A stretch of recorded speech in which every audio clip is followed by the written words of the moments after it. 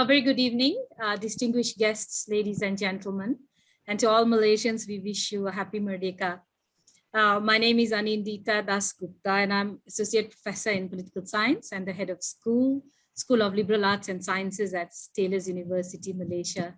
Welcome to this evening's Malaysian Politics and Public Issues series of talks, or MPPI Talks, which is a joint initiative of Zubedy's Unity and Harmony Mediators Movement and Taylor School of Liberal Arts and Sciences, Bachelor of Social Science. This evening, we are privileged to have with us Dr. Chandra Muzaffar to speak on lessons from our general elections. Now, the role of the voter in general elections cannot be overestimated. A comment made by Sir Winston Churchill more than 70 years ago beautifully sums up the importance of voters in democracy. He said, and I quote, "At the bottom of all tributes paid to democracy is the little man walking into a little booth with a little pencil, making a little cross on a little bit of paper. No amount of rhetoric or voluminous discussion can possibly diminish the overwhelming importance of that point." End of quote. Ladies and gentlemen, the little men and women of democracy, of course, continue to challenge stereotypes globally in the ways they vote, and almost never fail to baffle sophologists, politicians, and people alike. And yet, as the Indian Supreme Court once stated, the little man's ballot is the heartbeat of democracy. Today's session will be moderated by Mr. Anas Zubedy, and allow me to introduce Anas. Anas Zubedy is the Managing Director of Zubedy M. Sendirian Berhad, a training company that focuses on soft skills and making people more productive and better. Zubedy has been promoting Unity extensively for the last 3 decades.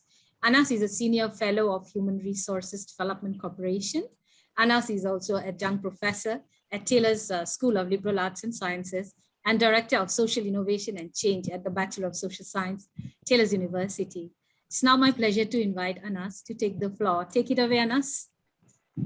Thank you, Dr. Anindita. Welcome everyone. Salam sejahtera and good evening. I will just quickly give a quick sharing on why we are here. We're here to listen to Dr. Chandra. And today's topic is lessons from our general elections. Why are we here? Just quickly, in a quick summary, to educate, discuss, and promote the exchange of ideas about Malaysian politics and public issues in a mature, rational, and justly balanced way. It is our hope that we can create a more what you call mature and rational society who can talk about politics with what you call a justly balanced way. I do not want to take too much time. I would like to invite Dr. Chandra to share with us our 8th of the series. This is the final of the first set of series we have. We will have another set later. Anindita will give some information. Today we're going to talk about lessons from our general elections. Dr. Chandra, I pass over to you.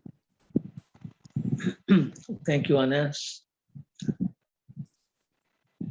To everyone present, good evening, peace be with you. And especially to Anindita Dasgupta and Anas Zubedy.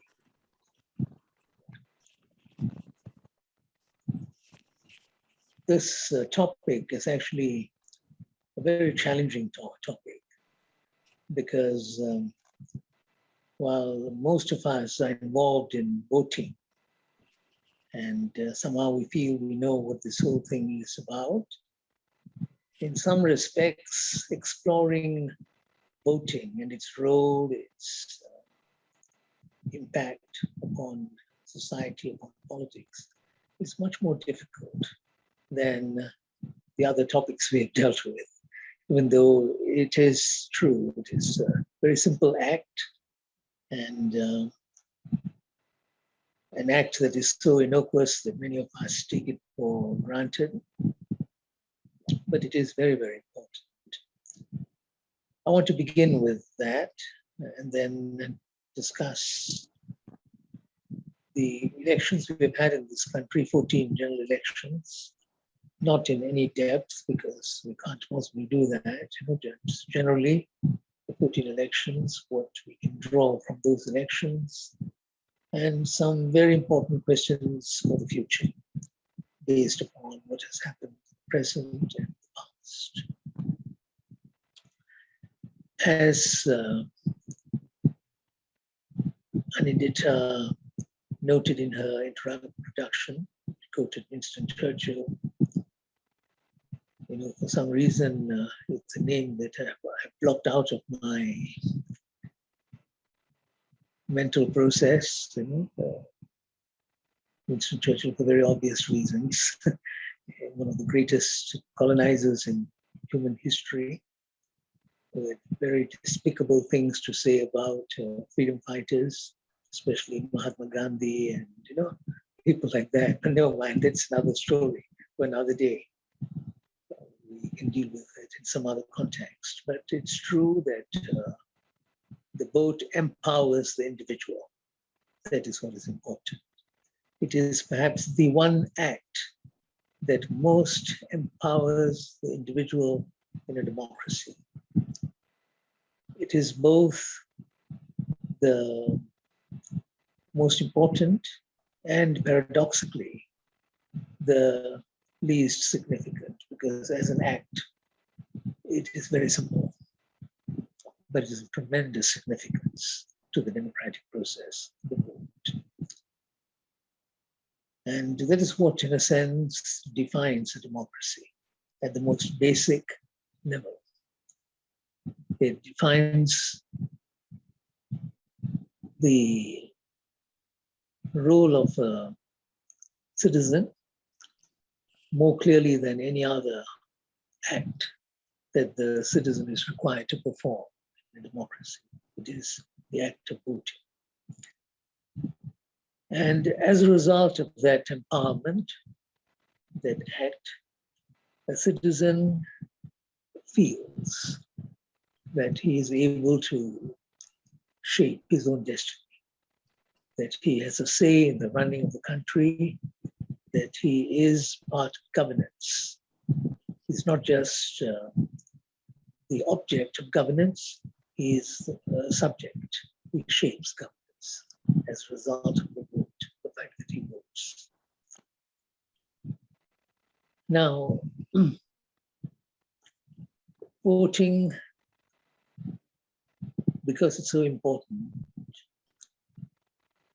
shapes the entire process. What do I mean by that? You have to ensure that the vote is sacred, it is secret, it is sacred. You have to ensure that the vote is respected. You have to ensure that a person is able to vote without fear or favor, that he will not be induced or forced to vote a particular way or a particular person. The vote is so important that the institutions that guide the vote are also very, very critical. You have an independent body to guide the whole process. In most democracies, you have an independent body to take care of the vote as well. It's a process which is respected in other ways. We are told, for instance, that without a vote, a democracy has got no meaning. And it's true to a great extent. So there you see the significance of the vote, the voter, and the whole democratic process. The Election Commission, the other institutions that protect the Election Commission, all that become important. Now, if we try to explore this question in greater depth within our context, Malaysia,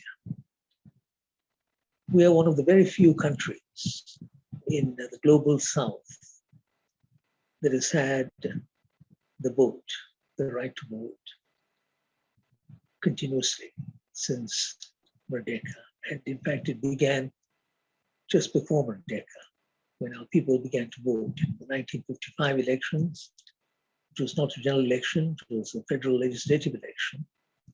And 2 years later, we became independent, Merdeka.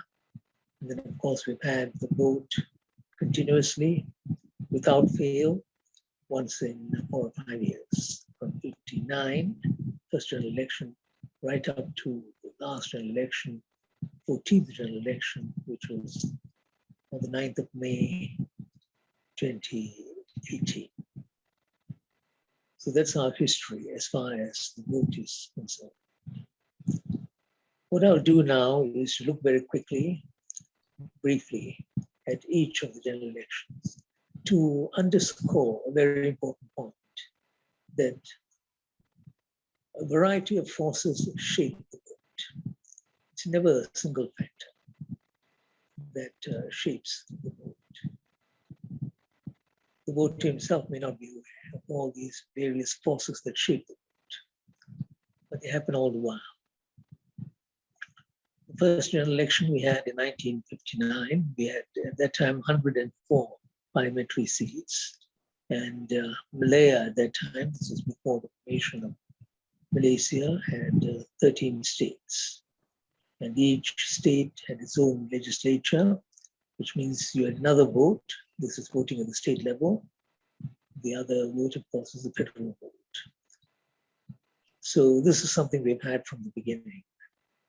In 1959, just as a point we would want to note, part of our history, the state elections were held separately from the federal election. Now, of course, we do it simultaneously. You vote twice, right? When you go to the polling station for the state election and for the federal election. At that time, the state elections were separate, and then came the federal election.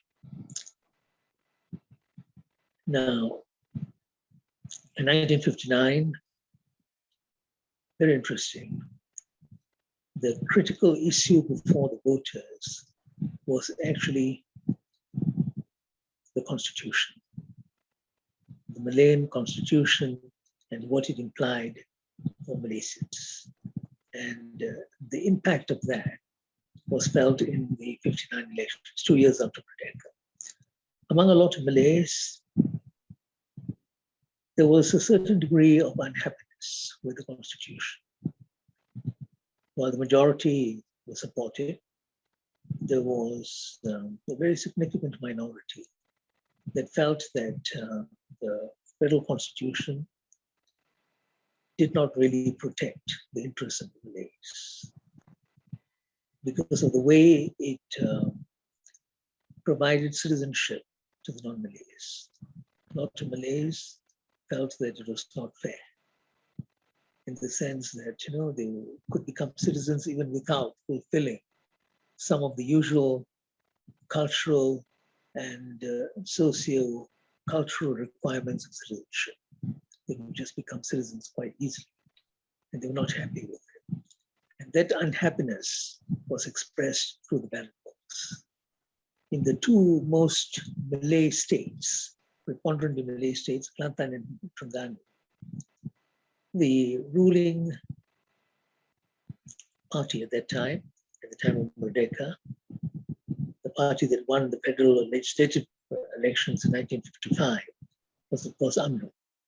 In those two states, UMNO lost in 1959 to PAS, because PAS argued for a more robust defense of the Malay identity of the land, because they felt that that was vital in protecting the position of Malays. So two states they lost, and they lost a number of parliamentary seats, not that many, but in those two states in particular, they lost a number of parliamentary seats. I think it was about 13. But the UMNO and the alliance, UMNO was the head of the alliance, that is the coalition, just for alliance. It won't translate it to Perikatan in a sense, yeah? That's the name of the ruling coalition today, Perikatan. It was Perikatan. And UMNO was at its helm, and UMNO had a very comfortable margin. because they're 2/3 UMNO plus its partners, MCA and MIC. Altogether, they're 2/3 of the parliamentary seats. Now, in the case of the non-Malays, the partners of UMNO were MCA and MIC, two partners at that time. And they too lost some seats in the elections. And the reason was, among the non-Malays, there was a bit of unhappiness. And what were they unhappy about, even though citizenship seemed to be favorable, but nonetheless, they were unhappy. And some of them were unhappy because they wanted a bigger role for Chinese education. They wanted a bigger role in politics. And that was the reason why there was a clash between the MCA and UMNO. During that electoral process, there was a clash which led eventually to the resignation of the newly elected MCA president at that time, the late Dr. Lim Chong Yu. There's a bit of history which is important to keep in mind. So the Chinese, unhappy for other reasons, they felt that they should be given a bigger political role and that they should have a more significant role for Chinese education in the country. But nonetheless, the majority of Chinese supported the MCA and the majority of Indians supported the MIC. So the alliance held together and became the ruling coalition after the 1959 elections. That was 1959. And then 5 years later, 1964, we had our second real election after Merdeka. The results were very different this time.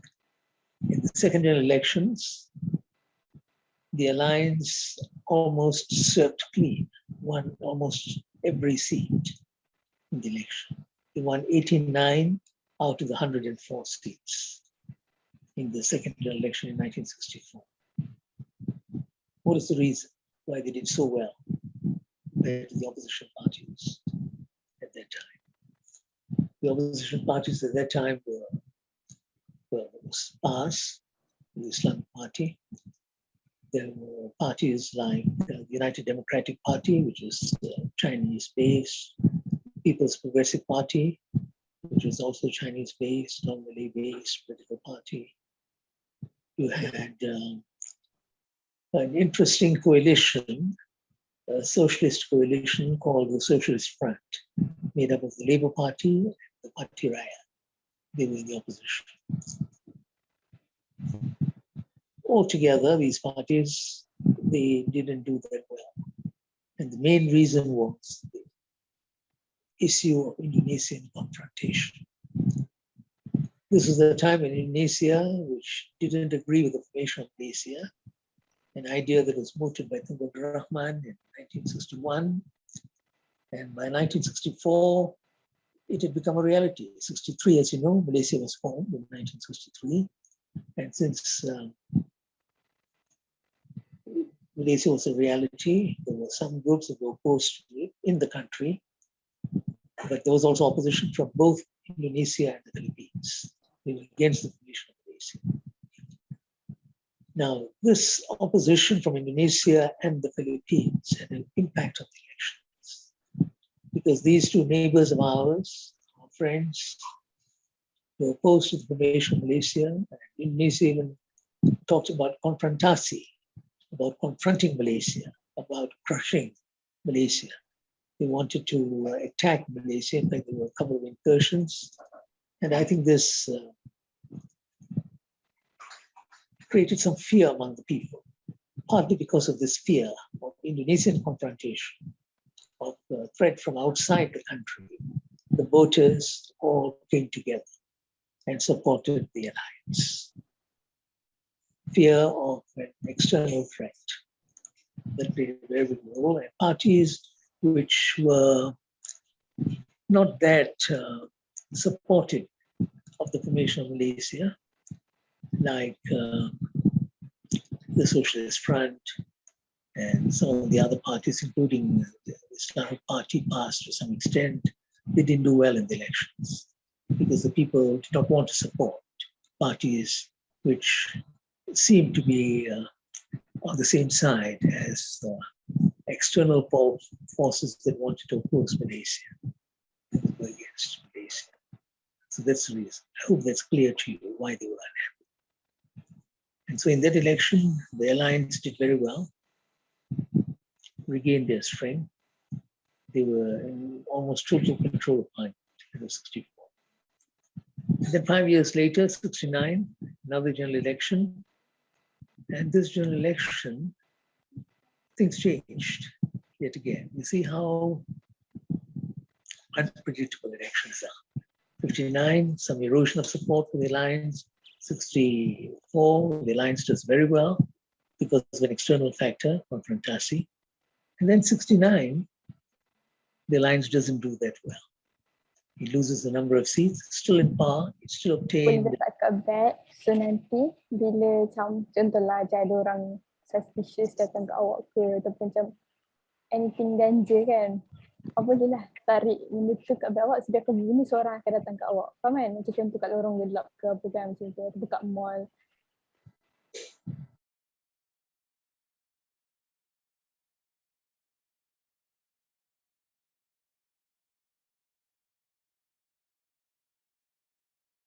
Okay, yeah. Okay, yeah. So 69, the alliance lost a number of seats, both Malay seats and non-Malay seats. And the main issues at that time, 69, Malays, as I stated earlier, were unhappy because of the constitution and, the accommodation of the non-Malays on what they felt were unjust terms, so that an unhappiness was still there in 69. And there was also this feeling that Malay poor had been neglected. That was also an issue. Malay poor had been neglected. And the government had not done enough for the Malay poor at that time. You may just want to take note of this, that around 1969-70, you look at the statistics, something like 49.3% of the total population lived below the poverty line. And the vast majority were in the rural areas who lived below the poverty line. So there was some truth in the sort of sentiment, mass sentiment that existed at that time that, a lot of rural people had not benefited from Merdeka. Now, in the case of the non-Malays, there was also unhappiness. Some of the old issues, but new issues that emerged. One was the separation of Singapore that took place in 1965. 2 years after Malaysia came into being, Singapore, part of Malaysia, it was evicted from Malaysia in 1965. So there was some unhappiness because Lee Kuan Yew from Singapore had tried to project himself as the champion of the non-Malays, and there was some tension and friction, and Singapore had to leave Malaysia. There was also unhappiness because the non-Malays were aware of the tension between UMNO and MCA, which had led to a change in the MCA leadership, as I alluded to earlier. And generally there was unhappiness with special position of the Malays, issues which have been with us for a long, long time. At that time, these issues were just emerging, and that impacted upon the election results. So non-Malay seats, MCA and ICCs were also lost in some areas. And here again, not enough to upset the alliance's 2/3. They still had a 2/3 majority, but not 2/3 from the peninsula. They obtained their 2/3 only because of the election results in Sarawak. A party that later joined the alliance called the SUPP, the Sarawak United People's Party, they provided the alliance with the 2/3. And so the alliance was saved in that sense by the Sarawak vote. And so if you look at it historically, in some respects in the peninsula, they had lost the 2/3 majority in 69, but recovered as a result of the Sarawak SUPP vote. So that was the situation in 69, as far as the election results were concerned. But there was something else that changed everything. Not so much the election on the 10th of May, 1969. We had the May 13th riots, 3 days later, the riots, which changed the Malaysian political landscape. As you know, the riots broke out because of the deadlock in Selangor. That was the immediate cause. The alliance had 14 seats in the Selangor State Assembly, and the opposition, made up of the DAP, the Rakan, both non-Malay based parties, and one independent. They had 14 seats. So it was 14-14 deadlock in Selangor, tensions, and as a result of tensions, no state government in Selangor, a riot broke out. And the riot, of course, eventually led to the May 13th incident. Yeah. We know that as a result of the riots, the democratic process was suspended. Parliament was not recalled because Parliament was, in a sense, it was in a recession at that time. Since the elections were held, there was no Parliament, and the Parliament could not be recalled. So it is not as if Parliament was eliminated, it was not recalled. And this is what we have to keep in mind after the May 10th general elections. No cabinet. Instead, we had an NOC, a National Operations Council, that was proposed by Tunku Abdul Rahman, and the National Operations Council, its director was the Deputy Prime Minister at that time, Tun Razak. So that was what happened. And it was the NOC that ruled for 18 months continuously. No parliament, no cabinet, except cabinet was their name because of different functions and so on. But all powers actually resided with the NOC.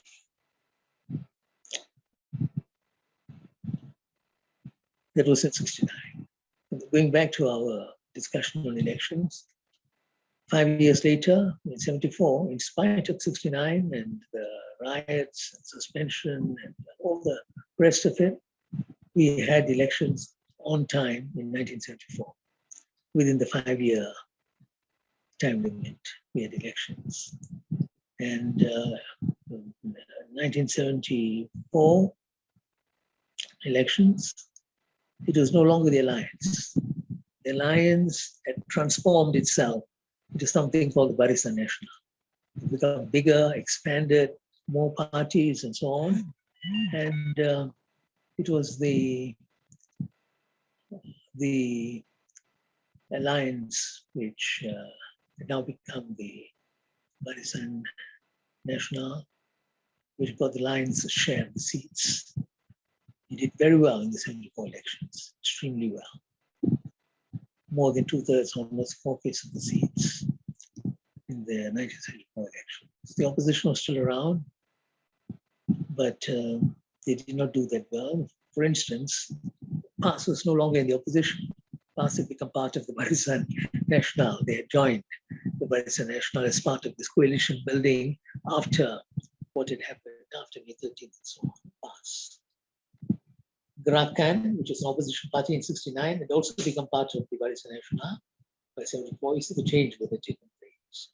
MCMIC was still there, and now you have the SUPP, which had joined the alliance and become part of the Barisan, which was also Barisan.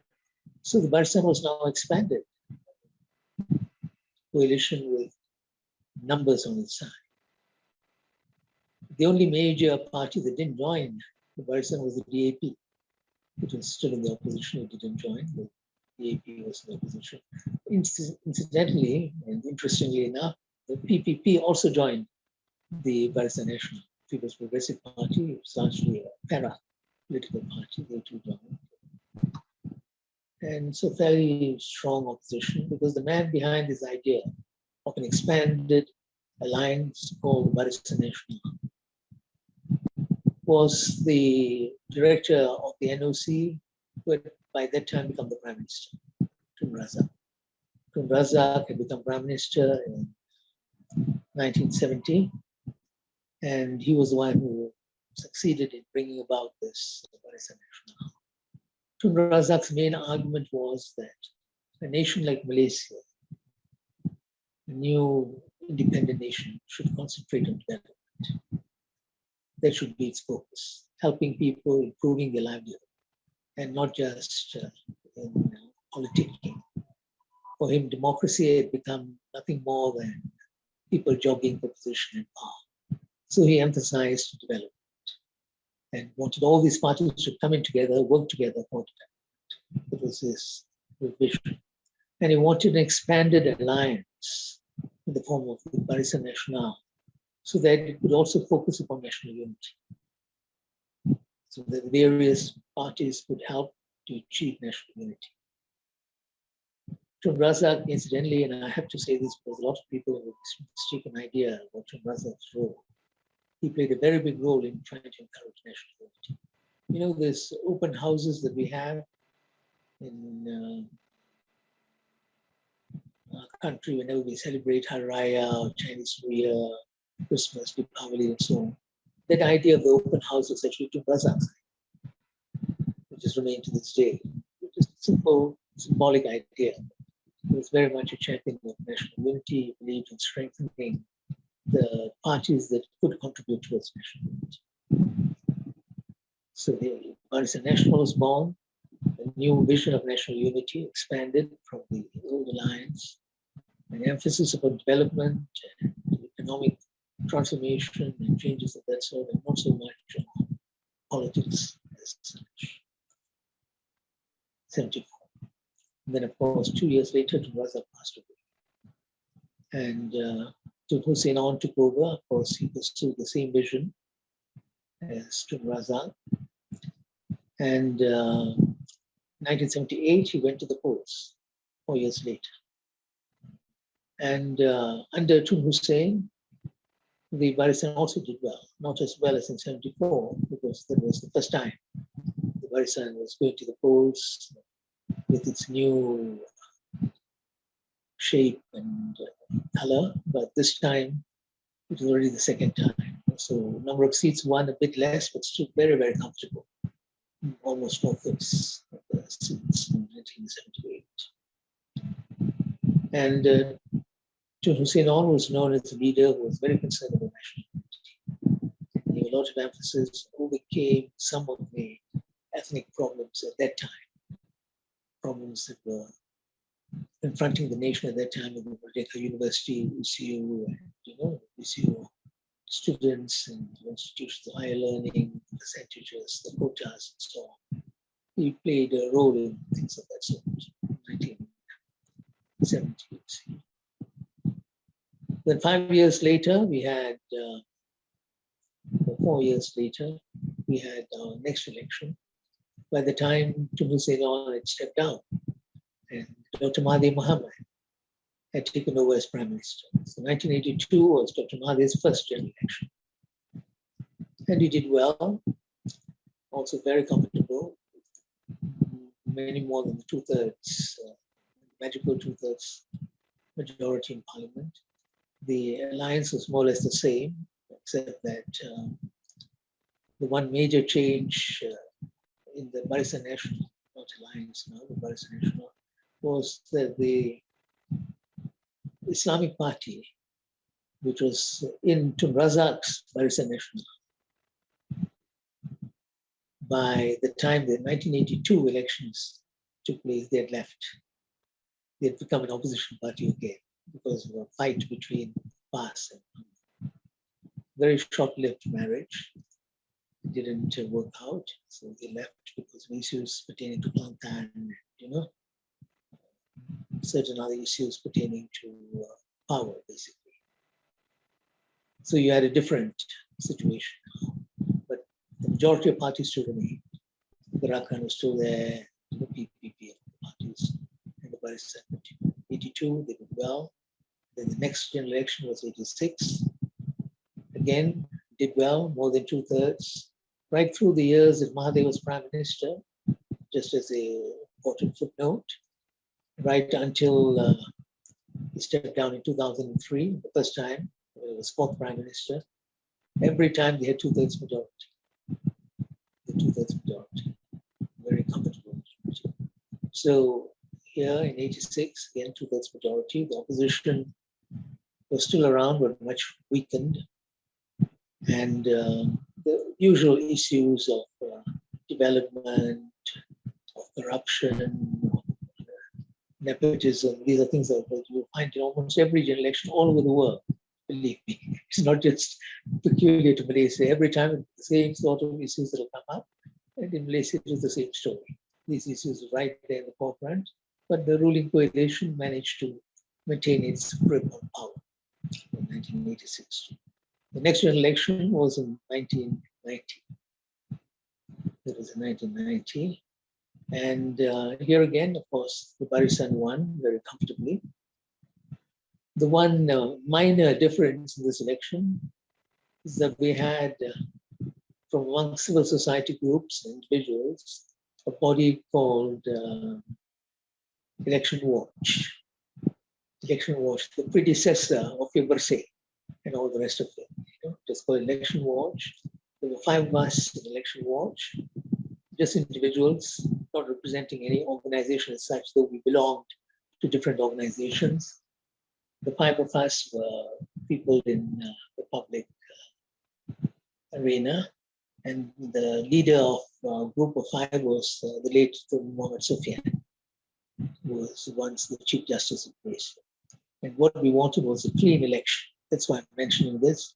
We wanted an election where there would be less money politics, there would be greater transparency, and voters would have a bigger role and all the rest of it. So that began in the 1990 elections, actually.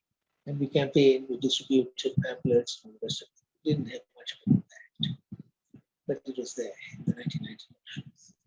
And then the next election after that was in 1995.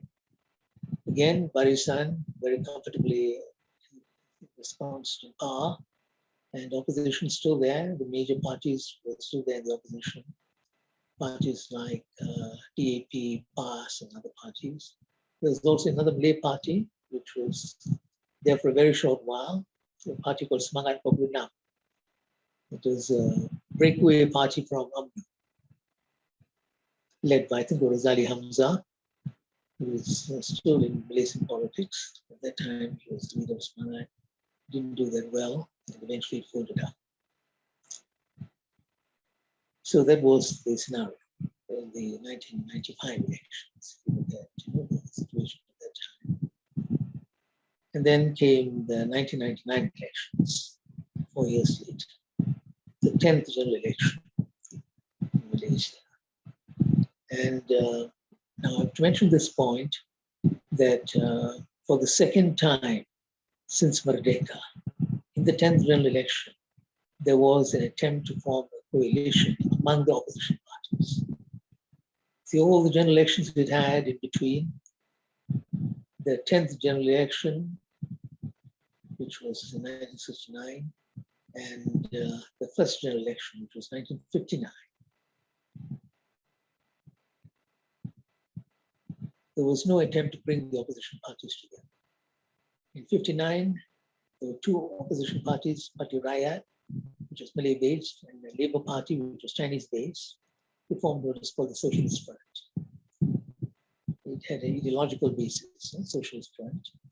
I think I mentioned it earlier, the Socialist Front. They didn't do it that well, but very satisfactory performance in 1959. And then they disappeared, because of internal problems, external problems, and so on. But in the 10th general election in 1999, 4 opposition parties came together. PAS, DAP, the Parti Rakyat, it's a small opposition party, some link to the old Parti Rakyat, different. That party was there. And then there was the new party. This was the new kid on the block. At that time, there was this party called Parti Keadilan. Parti Keadilan. In the 1999 elections.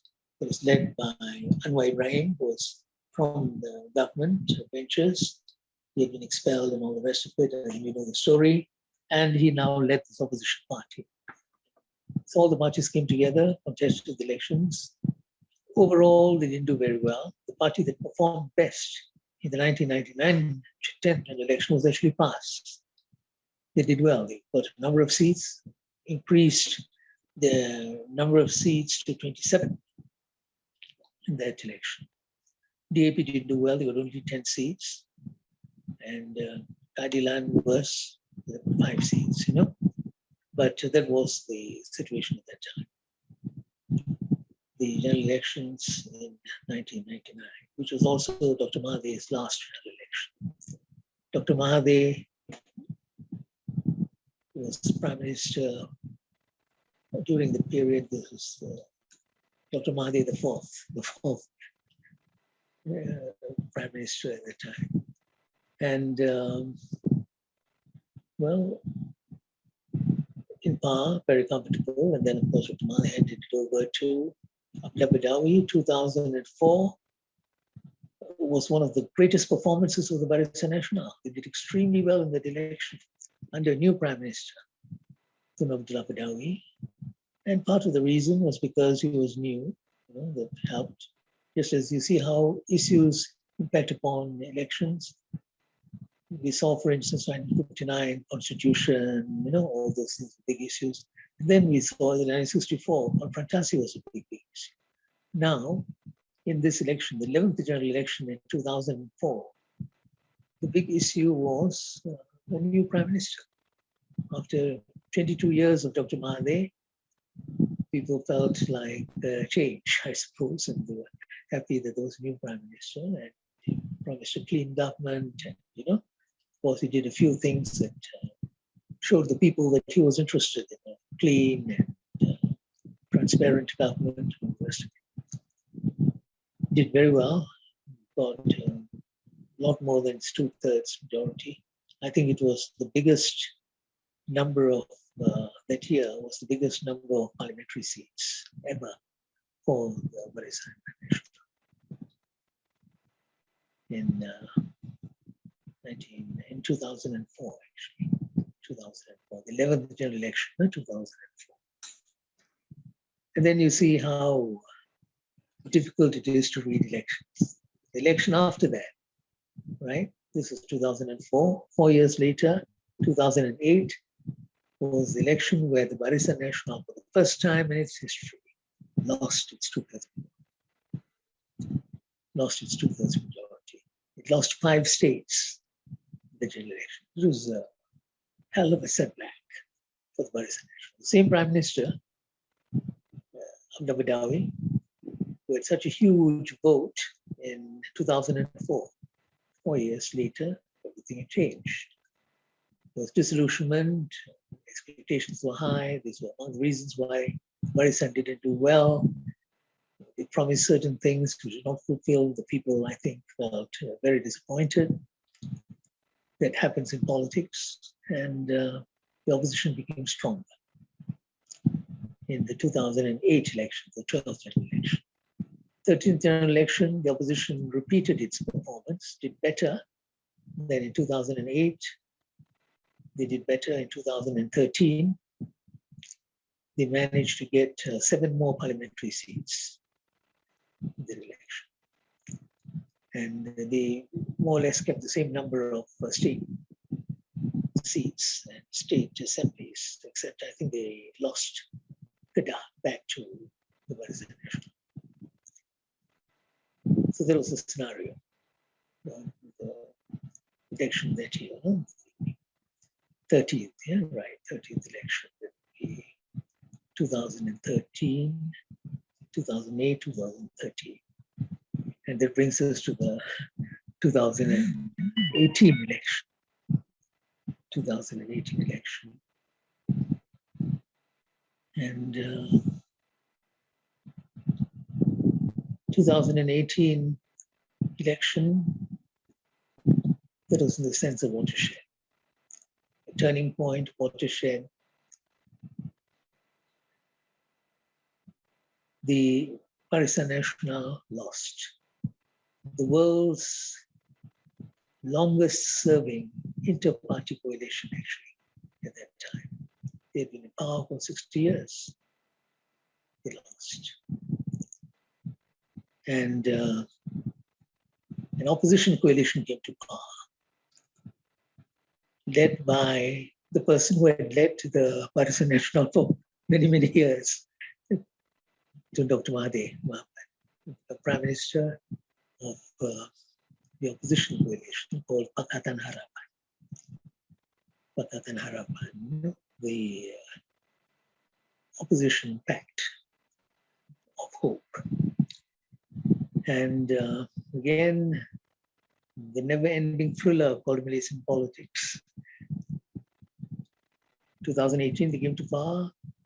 By February of 2020, the Pakatan Harapan had broken up.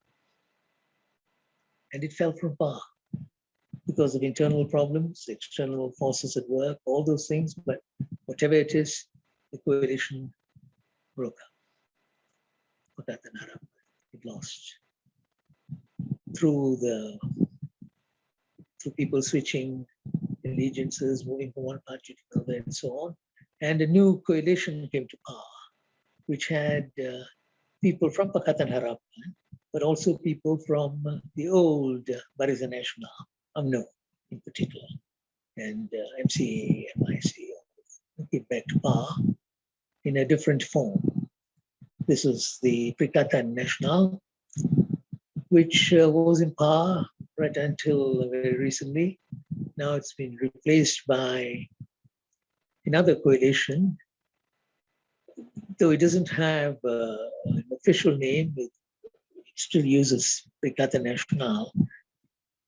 But the new Prime Minister, Ismail Sabri Yaakob, he prefers to refer to it as keluarga,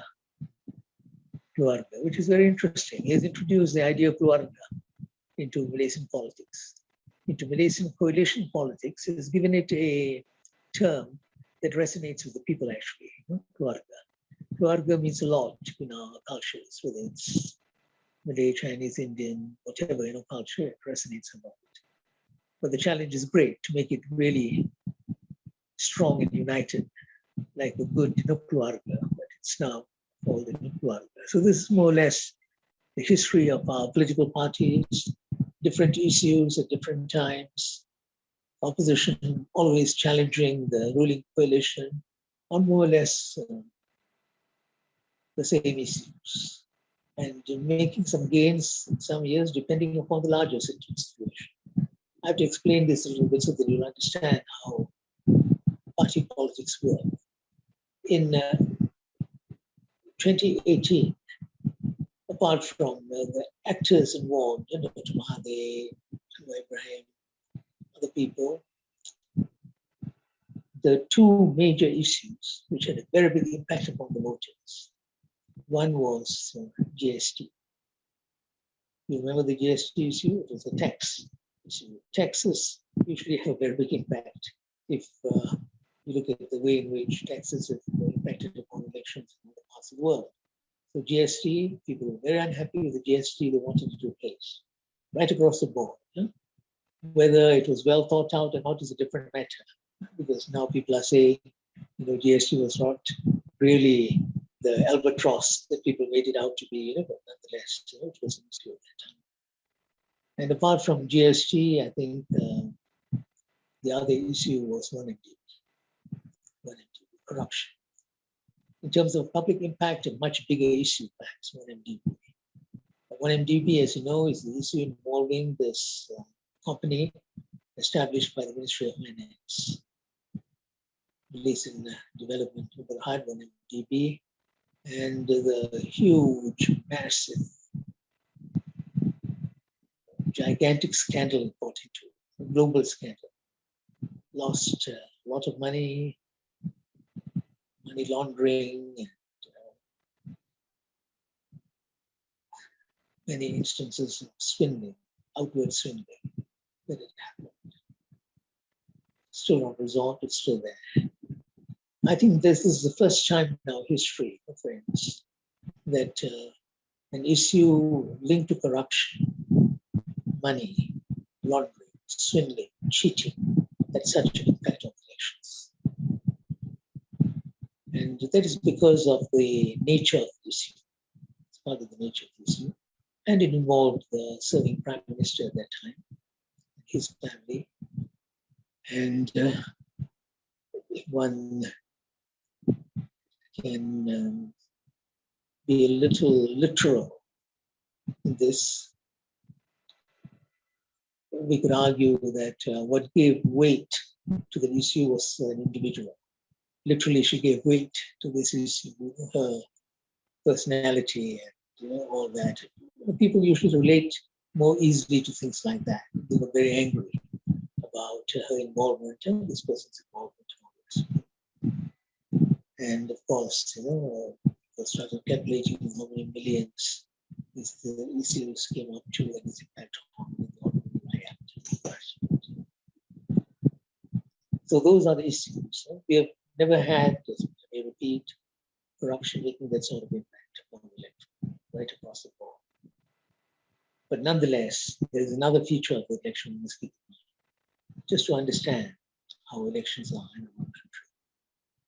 All along, if we had looked at our elections, underlying the Barisan Nasional's victories, all along, is people's concern with inter-ethnic harmony. People want, a certain degree of stability, a certain degree of harmony. That's very natural. And Malaysians, like people all over the world, are very concerned. So they felt that it's only the Barisan that could guarantee this. They'd not been used to any other party, but quite apart from that, whatever one may say, the Barisan can turn around and say, look, this is our record. We've managed to maintain the peace for quite a long while. Now, in the 14th general election, when the Barisan lost, I think people were beginning to feel that things were not going well. There's uneasiness about ethnic relations in the country. It's quite widespread. And somehow they felt that another coalition may be able to do the job. It is, after all, a coalition that are different communities. And a very important factor that I've argued in some of my academic writings, one of the reasons why they felt that way was because the person who headed this coalition was Dr. Mahdi, with whom they were familiar. Familiar in terms of stability, familiar in terms of inter-ethnic harmony. He was around and he was going to lead this coalition. So they felt they could trust where it was coming. Of course, now things are different and it may not be the same in the next general election, whoever is there. But keep that in mind. People's desire to inter-ethnic harmony, how they make choices, the impact upon corruption upon electoral sentiments of people. These are things that we want to know when we look into the future, which I'll talk about in a minute here. There's one thing that is very predictable about elections and electoral politics. The underlying issues, even if the actors are different and the general atmosphere is different, the underlying issues are not very different. And they will express themselves again in the coming elections. The concern for stability, it will be there. The concern, for a certain degree of inter-ethnic justice, it will be there. They will judge parties and leaders on that basis. These things will be there. Economy will be important. Economy has always been important in elections all over the world, including in our country. And so it will deliver the goods. If people have food on the table, these things will still be there. And believe me, another dimension will be health in the coming election. health, because there's emerged between the last elections and the coming elections, the new issue that is going to have an impact will be health. Who can look after the people's health? Health is something very dear to people. Can they overcome the pandemic? Are they effective? Could someone else have done a better job? I mean, these issues will be there, rankling the vote. These will be important issues in the future. And we as citizens, we have to take all these things into consideration. When we go to the polls next time, it could be any time, maybe in 6 months' time, perhaps earlier, maybe later, we don't know. But these issues from our past, our present, will be there to shape the future. But I also hope that there's something else we will do. And I want to conclude on this note. You know, way back in 1978, a small group of us, we campaigned to get all electoral candidates to declare their assets and liabilities. A very small campaign, only 2 individuals, candidates, both holding important positions, though their respective parties, they responded. Both have left the world, but they responded, but none of the others responded. But nonetheless, it was an issue that we brought to the fore, hoping that people would respond. At that time, I was in Iran, and this was the issue of declaring assets and liabilities, making yourself known in that sense to your electorate, that this is what you are, this is what you have, this is what you own. Today, declaring assets and liabilities is no longer an issue because it has become conventional. It has been adopted by the ruling coalition. There is, in fact, you can check on the assets and liabilities of all our ministers and so on. It's there in the website. We've got this information. Whether we should make it compulsory, that is being discussed in some circles now. But nonetheless, you know, the thing is there. Why do I mention this? Because it shows that the general public, you can bring issues to the fore. It may not happen then and there. But after 30 years, perhaps, after quite a while, it may happen.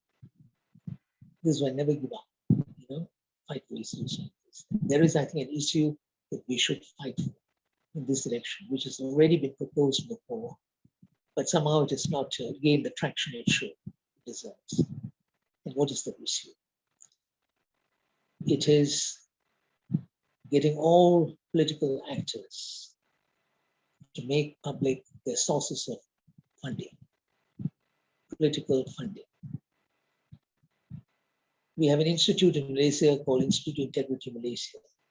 We had worked out the dynamics of this, submitted a paper on it to the government. This is the Barisan National Government at that time, way back in 2016. I was part of this. We had said that this should be done. There should be open disclosure, accountability, transparency when it comes to political funding. It doesn't mean that you're putting an end to political funding. You're making it public and transparent. Company X wants to donate 10,000. They can, but make it public, you know, so people will know. And you can have a limit, a certain limit. No one should say donate 10 million to one particular party, you know, because then the question of influence, peddling, and so on comes in. These things can be done. And I think there should be a campaign along these lines. We should campaign for this. So yes, next elections, very important elections undoubtedly, because no one knows what the outcome will be in coming elections. It's going to be very, very interesting and important. But let us at least make it worthwhile. If we can get all political parties to declare their funding, their financing, where do they get their finances from? You know? Even if it's ordinary people, someone giving 10 ringgit, 20 ringgit, it has to be declared. And I think very good for the country if that happens. We would have succeeded in making the electoral process more transparent and more accountable.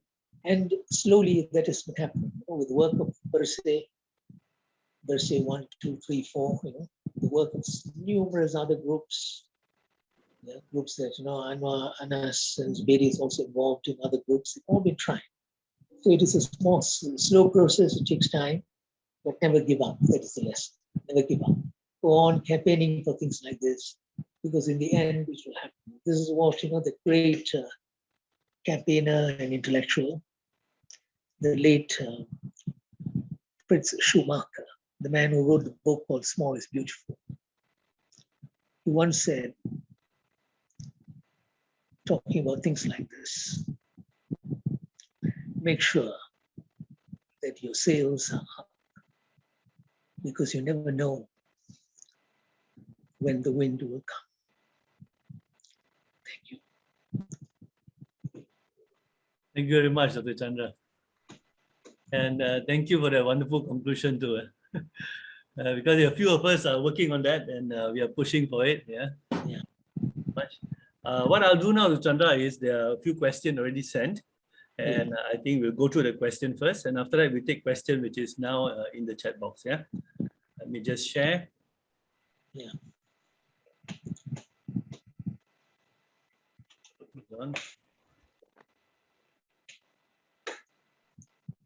Now the first question is, what are some positive and negative trends in our past elections?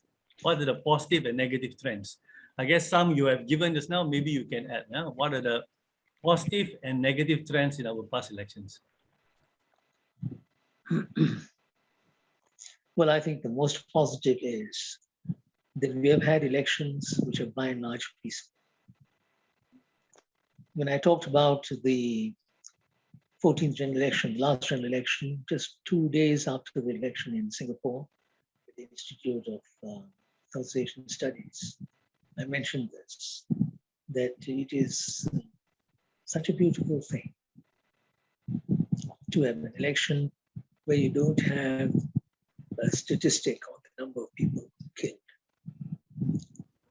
Look at so many countries in the world. This happens all the while. We brought about a peaceful change, even though it didn't last. But nonetheless, it was a change. And it was peaceful. It was peaceful. There's a great achievement. So all the things that have happened in electoral politics in Malaysia, this is our greatest achievement, that elections are relatively free of violence, any form of violence. Yeah? And of course, we can also say that though they're not completely clean, I participated in an election and I know they're not completely clean elections. And I don't think a person who is really honest would say that they're completely clean. There are things that happen here and there, And it's not just the government parties, my dear friends, who do things that are not clean. Opposition parties also do these. Transferring voters from one list to another, and bribing in different ways. There are different forms of bribing people and so on. These things do happen. We have to continue to make our elections cleaner and cleaner and cleaner as we go. And so that's the negative side, that our elections are not completely clean. And also, we don't know much about funding, where the money is coming from, and I think we should rectify that. And also, I do not think we should appeal to crass, vulgar, ethnic and communal sentiments. That is bad. Most political parties do that. In different ways, it's quite subtle sometimes. At other times, it's blatant. But when you bring in that sort of ethnicity, communal sentiments, it really sort of disfigures the entire electoral process. It smears it. It is the sort of politics which is vile and vulgar. We try to get rid of it. Malaysia is multi-ethnic, but it doesn't mean that one has to be communal in our politics. We can appeal to ethnic needs and ethnic concerns. They'll always be there. They'll always be there in a multi-ethnic society, but address them in the right way. Let me give you just two examples to support this very quickly. The right way of appealing to ethnic concerns is, let's say you've got a group that is telling people that individuals from that group, that community, backed with figures, with facts and figures, they say they've not been able to get places in the civil service. Then it should be rectified.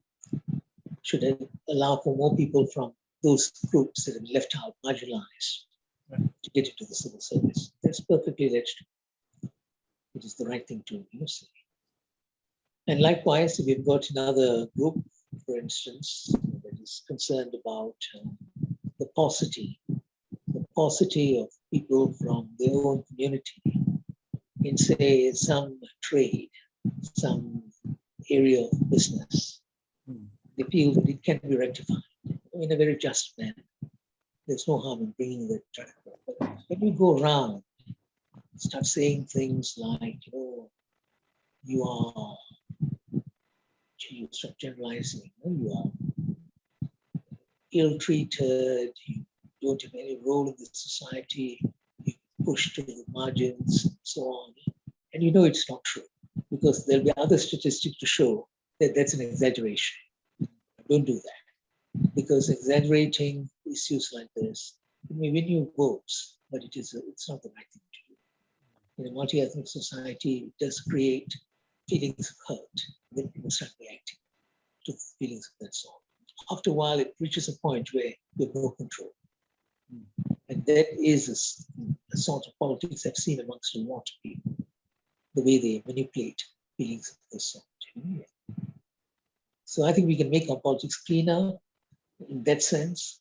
We can make our politics cleaner in the other sense, the sense of money and so on.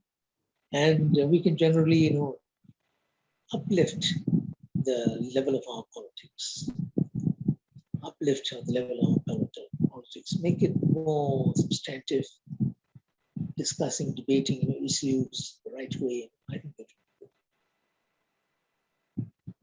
All right, thank you, Jah. I'll go for the next question. Thank you, Dr. Chandra. Yeah. Here he says, have we failed miserably compared to our neighbor down south?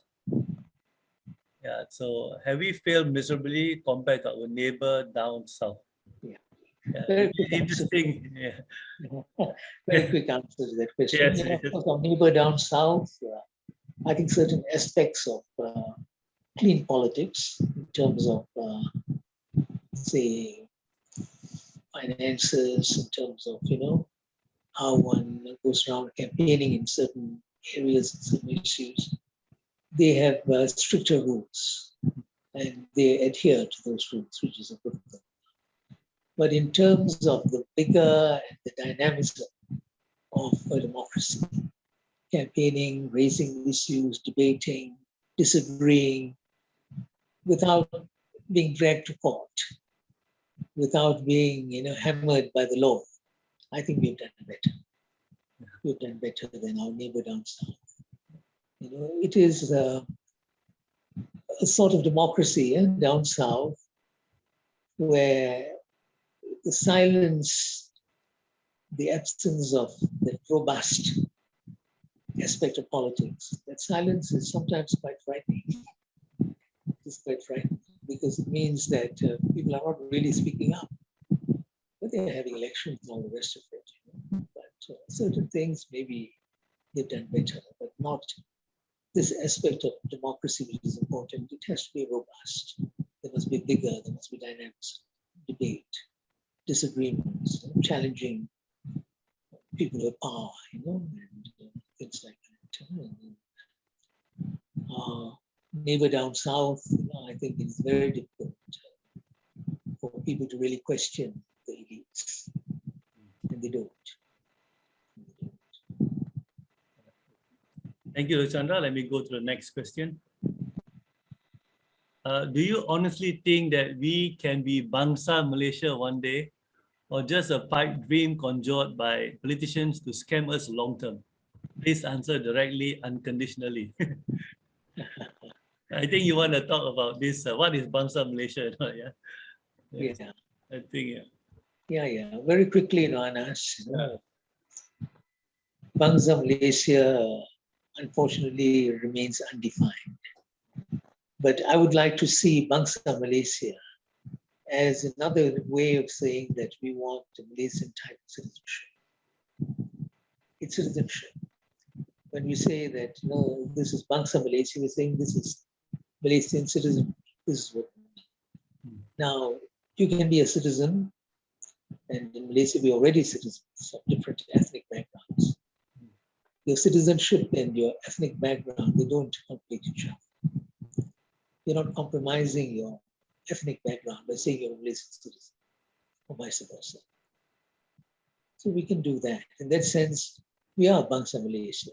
And we manifest that sometimes when we go overseas. Yeah, we become very conscious of the fact that we're different from someone else. Because even if that person is not from the same ethnic background, we may be able to converse in Bahasa. And that distinguishes us from someone else who's also maybe, in the same room, but doesn't understand Bahasa. That moment, you are, in a sense, manifesting, asserting your citizenship. We have to be very modest about the citizenship concept. We are not going to have Bangsa, people who have so many characteristics that make them similar, like, the shape of their nose and texture of their hair and so on. That's not going to happen. And I think there are very few nation states of that sort anywhere in the world. If you talked about Bangsa America, they're very different, surely, in terms of how they are in ethnic terms, anthropological terms, in terms of the physical features and so on. They're very different, but they're all American. Let's put it that way. Maybe in terms of certain things that they share, certain things that they believe in and so on. We have those characteristics too, but they should be better emphasized. They should be better emphasized.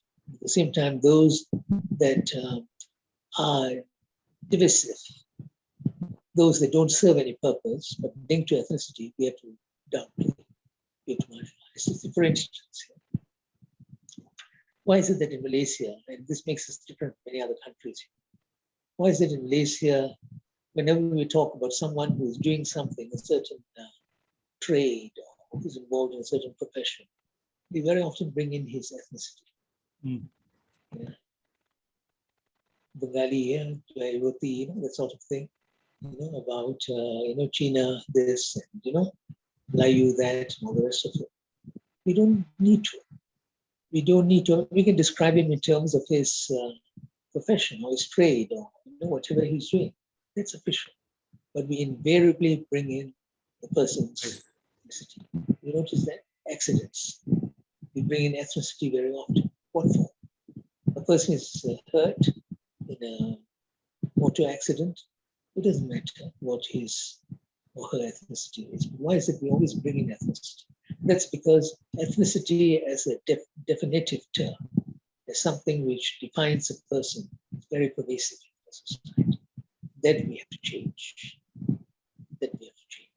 But you can bring in ethnicity like maybe a certain type of food which is associated with a certain community. That is vegetable. Nothing wrong in saying that this is, roja made by, a person, this particular style, this particular way of doing it, It may be ethnicity, it may be a state, That sort of thing is perfectly natural. But when you use it for each and everything that has got no basis, it becomes a problem. Thank you, Chandra. Let me go to the next question. Do you see Malaysia heading towards a two-party democratic government like US and UK? Why? Why does Malaysia still need a racial-based political party? Is it still relevant for the current situation? Maybe it should be separated, the question. Yeah, you're right. So I think it is better to make it two questions about politics linked to ethnicity, I do not think you can get away with it. You can get away from it, rather, because it'll always be there in multi-ethnic societies, and even in those societies where you get the impression that it's not important, it is. It plays a role.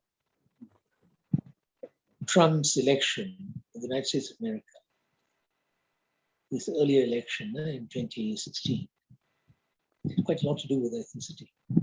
He won because he appealed to the baser instincts of the white majority. And one can argue that this happens in many, many societies. It doesn't make it right, but we should put things in perspective. These things do happen. Ethnicity is a force. What we don't approve of is this attempt to stir up the base instincts in people that we don't approve. Making them hate someone else, making them sort of fear another community, giving them this feeling that they have been deprived of something because the other person has taken everything from them, you know. That sort of thing is dangerous because it has consequences. But if ethnicity enters into politics in the sense that in a certain area you want to field a candidate of a particular ethnic background because the majority of voters there of that ethnic background, it is a very practical step that you take. And I don't think you are appealing to ethnicity as such. It is how you make use of his candidacy, whether you manipulate it or do other things with candidacy that matters. But that in itself is not an issue, it's not a problem. So Malaysia will have ethnicity, something that we can't get rid of, and I don't think we should, because there may be instances where ethnicity counts. It provides for the diversity that we talk about. We cherish, we celebrate the diversity. It wouldn't be there if we didn't have that attachment to ethnicity, right? So I think we should appreciate ethnicity for what it is. But what we should be very careful about is the tendency very often to manipulate ethnicity for baser instincts, for baser purposes. Yeah. The first question about two-party system. Well, a two-party system is not as important as it has been made out to be in our discourse about political parties. Sometimes we tend to get the impression that this is very, very important, a two-party system. No, I don't think it is that important, actually. You can have one dominant party and other smaller parties. You take Malaysia. I'm not supporting any particular trend or tendency by saying this, that if we had a one dominant party system at this moment, I think much easier to ensure that there is total unanimity in fighting the COVID crisis. Right. We don't have one dominant party, which has made it more difficult because of the situation that we're in. So one dominant party in certain situations has a role to play.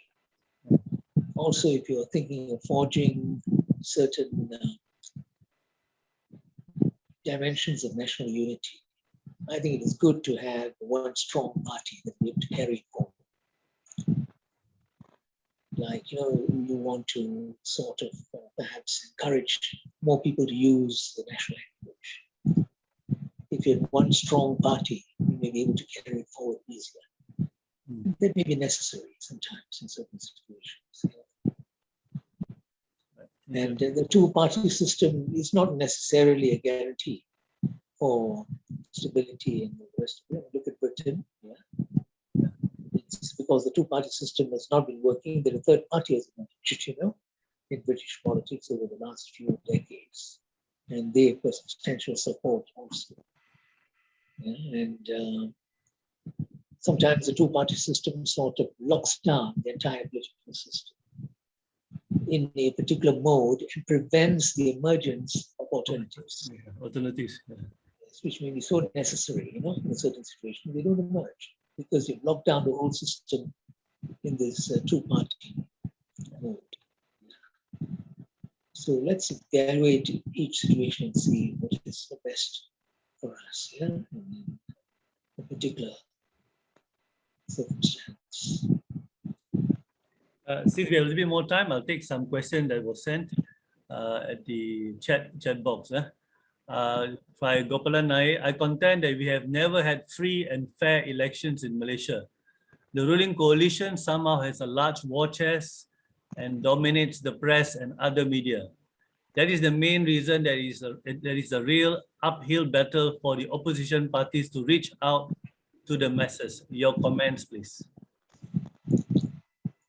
If we examined that statement in greater depth, we would find that it is not always true.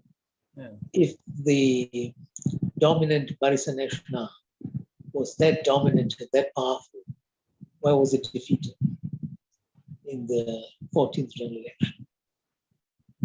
Because the media, we're talking of the mainstream media, conventional media, was still in the hands of the dominant political forces at that time. They still had their war chest, right? Maybe more in their war chest in that election than other elections, partly because of what we hear about 1MDB funds and so on. Yeah, so they had quite a lot of money, but it didn't help. I don't think your war chest and your control over the media would be able to ensure your success if people's sentiments are such. They are determined to vote for alternatives. It will happen. It will happen. And it has happened over and over again. In worse situations than this. I can't think of, in recent times, I can't think of any political system that was more under the control of a single elite, a single group of leaders than Myanmar. Yes. See what happened. Aung San Suu Kyi's party was blocked out of everything, but in the end, they won. Yeah. So, this thing about how overwhelming they are and therefore one cannot win, it's not absolutely true. It happens in certain situations, it does not happen in other situations. And I think people will still be able to bring about change. It is not an attempt to justify dominant power. We must change that. But, its presence does not mean that you don't have a chance to bring about changes. And one should. Let me try this question by Peng Fen Chin, I think. I observed that in the 14th general election, the third force for independent candidates, which was an interesting force in 13th general election, has suddenly disappeared from the electoral scene. Do you have any idea where have they gone? Did they all join the Pakatan Harapan? I don't know. Well, I think it is something that has to be studied. I'm not sure how great its impact was, Yeah. The 13th general election, these independents that you're talking about, and whether all of them have joined the Pakatan, what has happened to them. I don't think independence as an entity has ever had a very big impact on this environment. We've had outstanding independent candidates like the late C.Y. Choi, people of that sort, but no, I don't think as an entity it has had that much power. And we are still a political system where political parties are important. Independence find it quite difficult to make much headway. This interesting statement. The government now is government of the elite, by the elite, for the elite. What is your opinion? All over the world. No. It's not peculiar to Malaysia. Nas has answered your question. It's not peculiar to Malaysia. Yeah. And I don't know again whether we can generalize that, because I think they also do things for the people. It's not just government for the elite. Ordinary people do benefit. And it's not just ruled by the elite, because people who are non-elite also break through, very often become part of the elite, if you like, or bring about some changes to the elite stratum of society. These things do happen. So I think an honest evaluation will require more details than positions of this sort, which may sound nice as slogans, but in reality, I think it's different. There's always exceptions. Yes, yeah. Maybe the last question: the availability of social media, WhatsApp, online news portal, etc., live streaming have somehow leveled the playing field. One of the biggest issues that hinders fair election is gerrymandering. I think maybe good to talk about gerrymandering. Yeah. Number of voters in the predominant opposition stronghold is much greater than pro-government and friendly constituencies. We have spoken of money politics. Yeah, we see an end to this, or at least a reduction. Yeah, maybe this is a topic: gerrymandering and also social media. Yeah. How does it impact elections? Yeah, I think we have to separate the two: social media and gerrymandering. Yeah. Social media is something that has emerged in a very forceful manner in the last few decades. And it is a product of a different set of circumstances. It is not because of gerrymandering that we've got the social media. Social media has emerged because of political space, because of social mobility, because of the expansion of the middle class, and so on. These are the reasons why social media has emerged in this manner. And gerrymandering is more a process connected with the elite. Whoever is in power, they sometimes attempted to gerrymander. It's basically an American term, which has become quite pervasive. Now in Malaysia, you know that the Constitution does provide for what is known as rural weightage. Some people have mistaken that for gerrymandering. Rural weightage. In other words, more weightage for rural constituencies based upon social justice, which you find in a number of other countries too. In fact, we took it from other countries, this idea of rural weightage, because rural representation and the principle of voting is linked to weightage. People in rural areas, they have less access to the centers of power.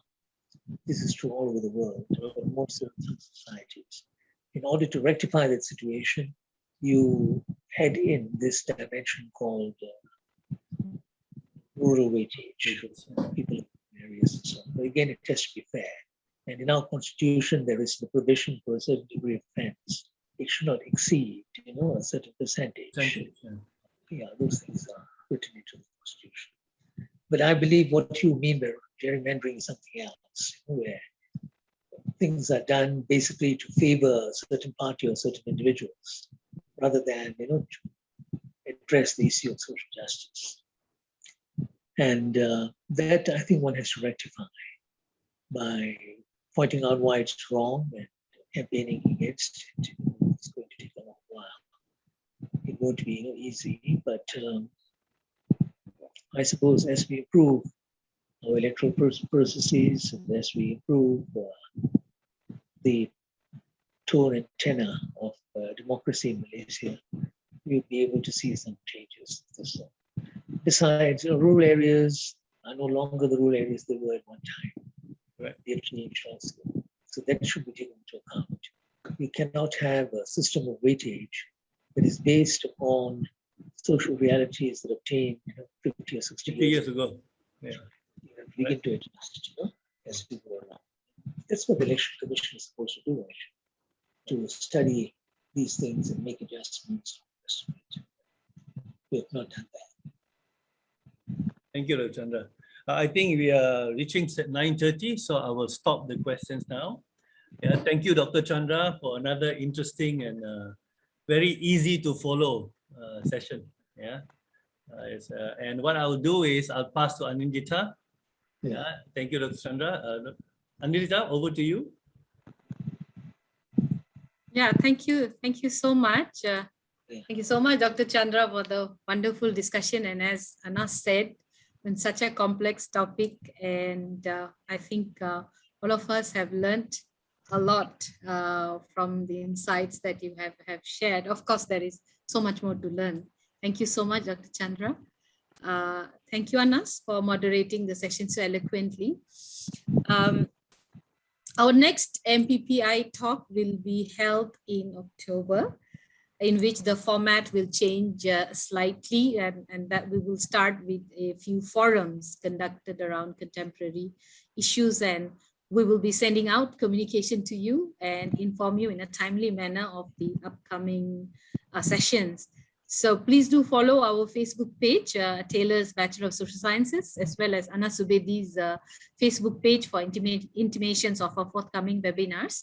But I'm happy to share that on the 16th of, Anas, you want to share about what's going to happen on the 16th of September? Yeah. All right. We have completed the 8 what you call sessions of the first block. Yeah. And we will get back, as Dr. Anindita was saying, in October. We have some forums, and we have another block, as we saw today, the 8 like this.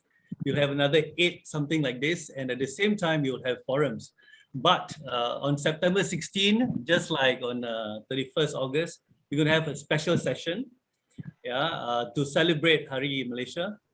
Yeah, and what we're going to have is we have 2 speakers. One will talk about understanding Sabah politics, and the other one understanding Sarawak politics. We thought it would be good for us to have on the 16th September, for those of us, especially from the Peninsular Malaysia, to know a little bit more about Sabah and Sarawak. Yeah, so that's what we're going to do on September 16th. Please keep your September 16th free from 8 p.m. to 9:30 p.m. Yeah. With that, come back to you, Anindita. Yeah, so do join us on 16th of September. Just like we celebrated the evening of the Merdeka Day all together at MPPI, we look forward to also spending Malaysia Day together at our MPPI session. So till then, stay safe, stay healthy, and a very good night to everyone.